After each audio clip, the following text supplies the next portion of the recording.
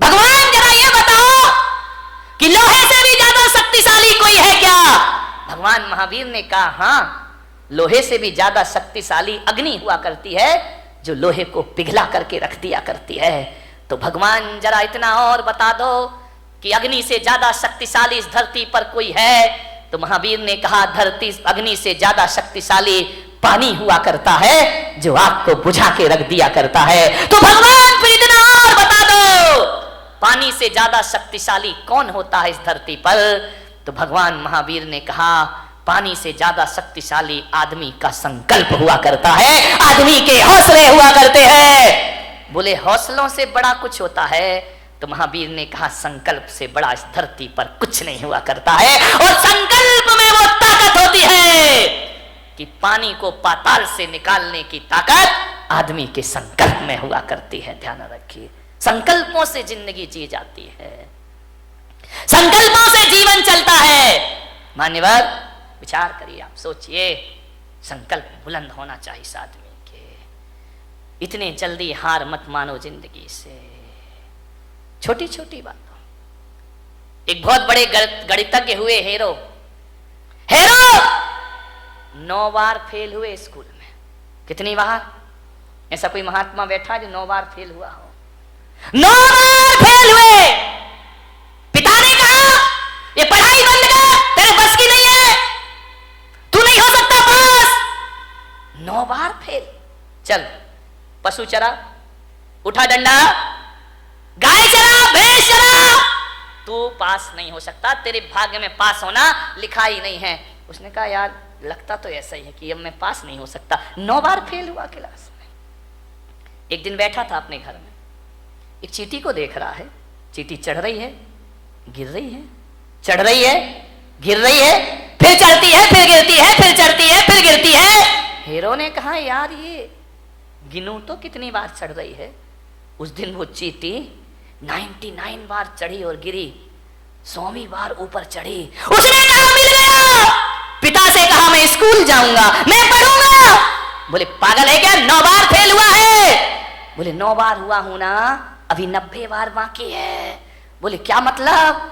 बोले वो चींटी 100वीं बार ऊपर चढ़ी है, मैं तो अभी 9 बार फेल हुआ हूं, 90 बार। बाप ने कहा पागल, 90 बार में 90 साल लग जाएंगी, तू मर जाएगा, तो चींटी की बराबरी। अरे बोले कुछ भी हो जाए, अभी तो 90 बार मुझे पास होना। एक बात लग जाए आदमी को तो जिंदगी बदल जाया करती है, एक बात में जीवन के सूत्र मिल जाते हैं। बोले 90 बार तो अभी और पढ़ना है मुझे। बहुत जिद की पिता से, पढ़े लिखे, मालूम है 10वीं बार में वो बच्चा पास हो गया और वो सबसे बड़ा गणितज्ञ बन करके खड़ा हो गया। उसकी किताबें मैथमेटिक्स में चला करती हैं। ध्यान रखिए, इतना महान गणितज्ञ बना, उसके जैसा गणित के सवाल हल करने वाला दुनिया में दिखा। आदमी थक जाता है, आदमी हार जाता है, आदमी अपनी सोच से हार जाता है। एक बात बताइए, 2 पहलवान लड़ रहे हैं, दोनों की शक्ति बराबर है, दोनों के दांव पेंच एक से हैं, कुश्ती लड़ रहे हैं, दोनों के एक से दांव पेंच, एक ही गुरु, एक सी ताकत, एक हारता है एक जीतता है। बताओ भाई कौन हारेगा कौन जीतेगा? बोलिए, आपसे मेरा निवेदन है, दोनों लड़ रहे हैं, एक सी ताकत है, एक से दांव पेंच है, कुश्ती लड़ रहे हैं, एक से वजन और एक सी ताकत वाले होने के बाद भी एक तो हारेगा ना, एक जीतेगा। कौन हारेगा? ध्यान रखना, ताकत तन की एक सी है, हारता वही है जो मन से हार जाएगा, वो शरीर से हार जाएगा। मेरे भाई, जो मन से हार मान लेता है वो तन से हार मान लिया करता है। तो मैं आज आपको सूत्र दे रहा हूं कि मन के हारे हार है और मन के जीते जीत। जिसका मन हार गया वो दुनिया में कभी विश्व विजेता नहीं बन सकता है। सम्राट सिकंदर अंतिम सांस तक विश्व विजेता के सपने देखते रहा। मान्यवर, सपने देखिए, देखना चाहिए। बिना सपनों की जिंदगी कभी आगे नहीं बढ़ा करती है। हौसलों के साथ जिंदगी को जियो मेरे भाई। विपत्तियां आएंगी जीवन में, विपत्तियां जो होती हैं वो पार्ट ऑफ लाइफ है आदमी के जीवन में, जीवन का एक हिस्सा है। विपत्तियां पार्ट ऑफ लाइफ है। और विपत्तियों में अपने आप को संभालना आर्ट ऑफ लाइफ हुआ करती है मेरे भाई, सबसे बड़ी कला हुआ करती है। मुसीबतों में अपने को संभाल के रखना बहुत बड़ी कला हुआ करती है। आर्ट ऑफ लाइफ बनाओ, पार्ट ऑफ लाइफ को ध्यान रखिए। जीवन की एक कला है जिंदगी, मौत से मत घबराइए। मान्यवर, जिंदगी जीने के लिए मिली है, इसे आत्महत्या की भट्टी में मत झोंकिए। पूरी जिंदा दिली के साथ जिंदगी को जीने का प्रयास करिए। जियो, बहुत आनंद है इस जिंदगी में। बच्चों पर इतने पढ़ाई का प्रेशर मत डालो। बच्चों की कामयाबी देखना है या काबिलियत देखना है? मान्यवर, ध्यान रखना, आप कामयाबी के पीछे दौड़ते हैं, काबिलियत का ध्यान नहीं रखते हैं। बच्चों को कामयाब भले ना बनाओ, लेकिन बच्चों को काबिल जरूर बनाइए। ध्यान रखिए, कोई जरूरी नहीं है इतना प्रेशर मत डालो कि तुम्हारे बच्चे आत्महत्या करने को तैयार हो जाएं। अपने विचार उन पर मत लादिए, उनके ज्ञान की क्षमता को देखिए।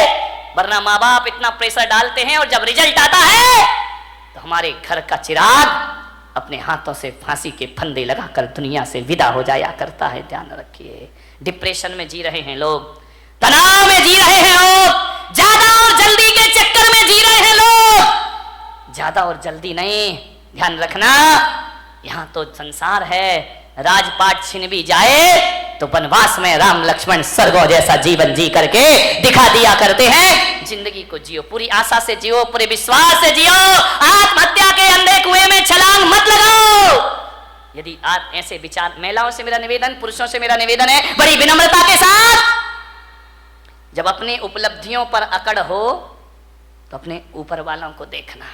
इस दुनिया में हमारे भी बाप बैठे हुए हैं, ध्यान रखना। हमने क्या कमाया है?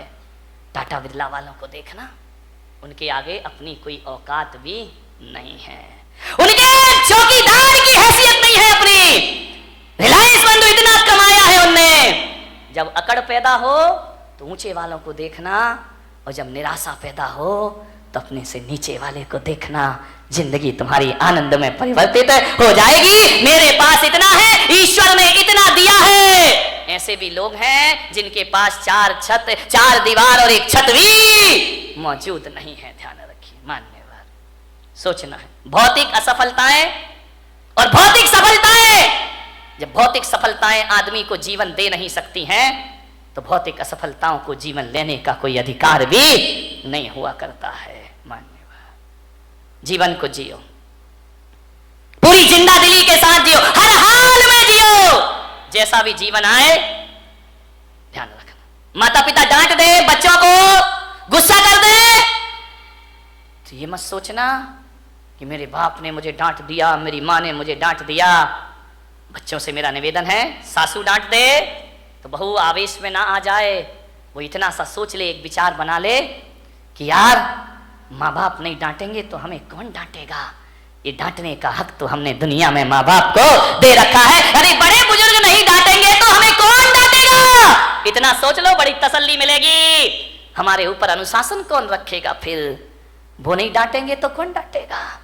और बड़े बुजुर्गों से निवेदन है, बच्चे बेटियां बहुएं गलती कर दें तो डांटने से पहले सोचना, बच्चे गलती नहीं करेंगे तो कौन गलती करेगा। आपका घर चुकी, बच्चों से ही तो गलतियां होती है, बहू से ही तो गलतियां। अरे आई है, बच्ची है, ससुराल से आई है, हो गई गलती, उसके लिए इतना तमाशा खड़ा करने की क्या जरूरत। जीवन को सुखी बनाने की छोटी छोटी सी बातें हैं, ये आपकी जिंदगी को बदल के रख देंगे, पलट के रख देंगे। गलतियां तो बच्चों से ही होती हैं। बड़े सोच लें बच्चे तो गलती करेंगे ही करेंगे, और बच्चे सोच लें माँ बाप तो डांटेंगे ही डांटेंगे। जिंदगी को समझना, आराम से जियो। जिंदगी जीना एक कला है मेरे भाई, इस कला को थोड़ा सा सीखिए। ये जिंदगी बोझ भी होती है और जिंदगी वरदान भी हुआ करती है मेरे भाई। कांटों पे नजर होगी तो दुनिया में कांटे ही कांटे हैं, फूलों पे नजर होगी तो दुनिया में फूल ही फूल हुआ करते हैं। मान्यवर, निवेदन है आपसे, पूरी जिंदगी को हौसले से जीने का प्रयास, हर हाल में जियो। एक साधु थे, अपनी बात समाप्त करता हूं।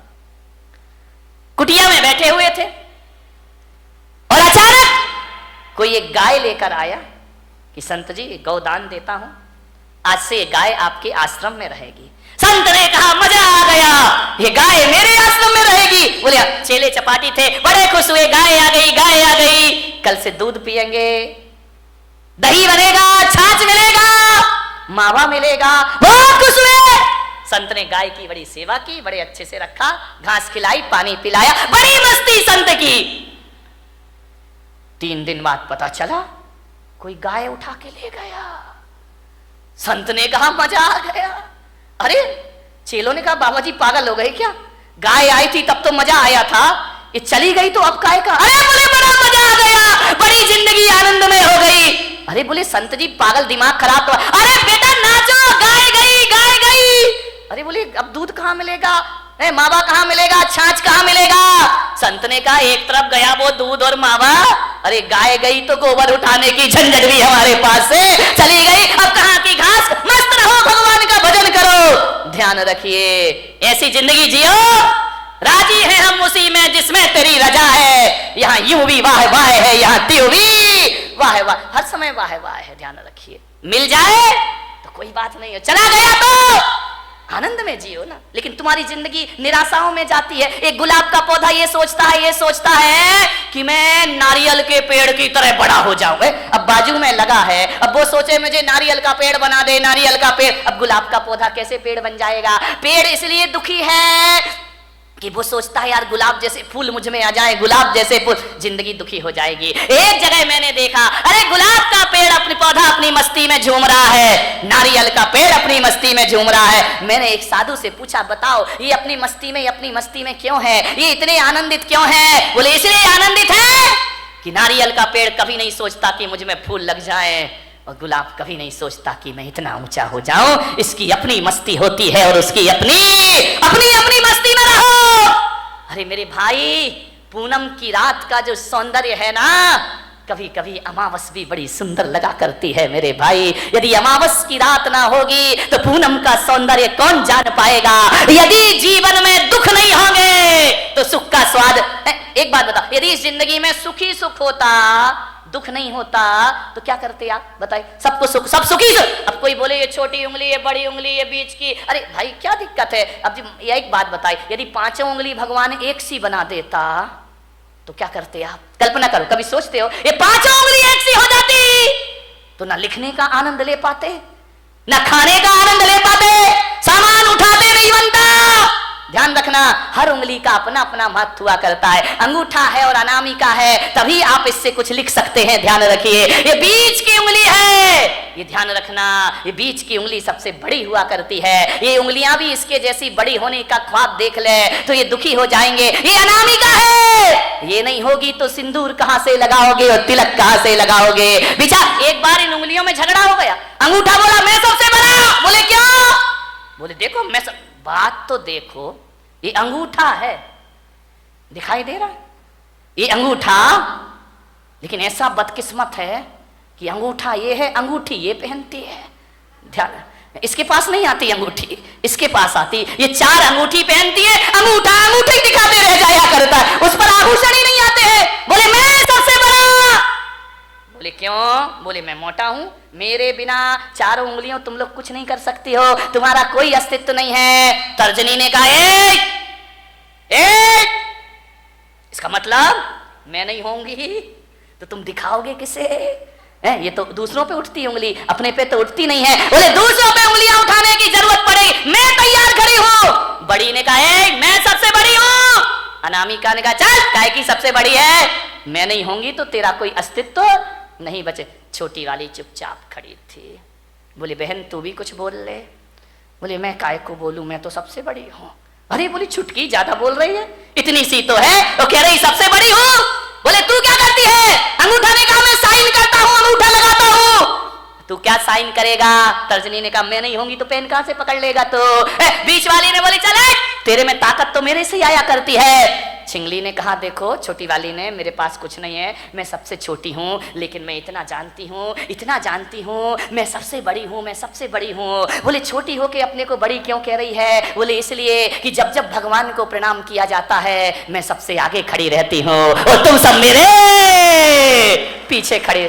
ध्यान रखिए, प्रणाम करोगे तो छोटी वाली, जो झुकना जानता, जो प्रणाम करता, वो सबसे बड़ा हुआ करता। किसी से क्षमा मांगो, देखो लड़ने में तो तर्जनी तुम तैयार रहती हो, लेकिन जब माफी मांगी जाती है तो मैं सबसे आगे खड़ी रहा कर। सबका आनंद है अपना अपना, सब उंगलियां एक सी हो जाएं तो जीने का मजा क्या बचेगा मेरे भाई। ये छोटे बड़े नहीं रहेंगे तो जिंदगी कैसे चलेगी। इस दुनिया में क्षत्रिय की भी जरूरत है, इस दुनिया में ब्राह्मण की भी जरूरत है, इस दुनिया में वैश्य की भी जरूरत है, और इस दुनिया में शूद्र की भी। शूद्र नहीं होंगे ना, 3 दिन हड़ताल कर दें, जीना मुश्किल हो जाएगा मेरे भाई, ध्यान रखिए।